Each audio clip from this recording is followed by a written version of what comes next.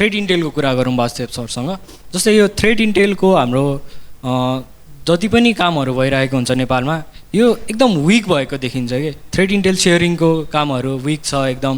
जस्तै एउटा कुनै कम्पनी ह्याक भयो भने उसले क्लेम गर्न चाहँदैन कि म ह्याक भएको छु भनेर, अब न्युज गइसकेको हुन्छ कहिलेकाहीँ, अनि त्यही पनि भनिरहेको हुन्छ कि ओके हामी त ह्याकै भएको छैन भनेर क्लेम गर्ने कुराहरू भइरहेको हुन्छ नि त। सो यस्तो चाहिँ किन प्रिभाइलेन्ट छ? हामीले लाइक थ्रेड इन्टेल सेयरिङको लागि के चाहिँ मुभ लिन सक्छ हाम्रो कन्ट्रीमा छ?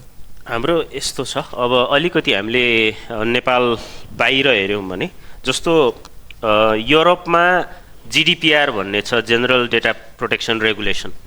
उहाँहरूको के छ भने सो घोषणा, मलाई केही ह्याक भएको छ भने मैले निश्चित समयभित्र चाहिँ रेगुलेटरी बडीलाई जानकारी गराएन भने चाहिँ म माथि धेरै किसिमको पेनलाइज हुनसक्छ। हाम्रो देशमा मलाई लाग्छ धेरै क्षेत्रमा जस्तै साइबर सिक्योरिटीमा पनि जवाफदेहिता, हामीले केही नगर्दाखेरि त्यसको कन्सिक्वेन्स भोग्न नपरेको कारणले गर्दाखेरि चाहिँ हामी हाम्रो जनताको सिटिजन्सको प्राइभेसीदेखि लिएर होइन गभर्मेन्ट एसेट्सहरूको इन्फर्मेसन्सको त्यो इन्टेलिजेन्सको भ्याल्यु पनि हामीलाई त्यति थाहा छैन। मलाई लाग्छ त्यो चाहिँ सबभन्दा बढी ठुलो चुनौती हो। र व्यक्तिगत रूपमा हामी आफै पनि सोचौँ न, हामी आफ्नो व्यक्तिगत गोपनीयताप्रति कति सचेत छौँ होइन? सो व्यक्तिबाट नै एउटा संस्था र यो संस्थाबाट नै एउटा भनौँ न सेक्योर कल्चरको डेभलप गर्नलाई चाहिँ एउटा सिरिज अफ प्रोसेसमा जान्छ होइन? एवेरनेसले हुँदैन, एवेरनेसले पुग्दैन, त्यसलाई चाहिँ मसल मेमोरीमा बिल्ड गर्दै जानुपर्छ।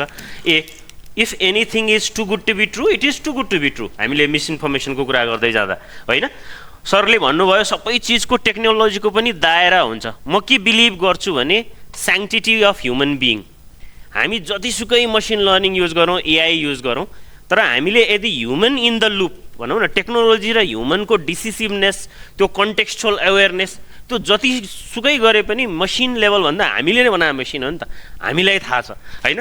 सो त्यो human in the loop collective कसरी स्ट्रेन्थ गेन गर्ने, गभर्मेन्ट प्राइभेट चाहिँ र गभर्मेन्ट बिचको कोलाबोरेसन, हामी इन्डिपेन्डेन्ट रिसर्चर्सहरूले चाहिँ त्यो रेस्पोन्सिबल डिस्क्लोजरको रूपमा बिस्तारै त्यो कल्चर बिल्डअप गरौँ, पब्लिक प्राइभेट पार्टनरसिप बिल्डअप गऱ्यौँ भने मलाई लाग्छ we can reach a very great milestones in cyber security. Thank you so much sir.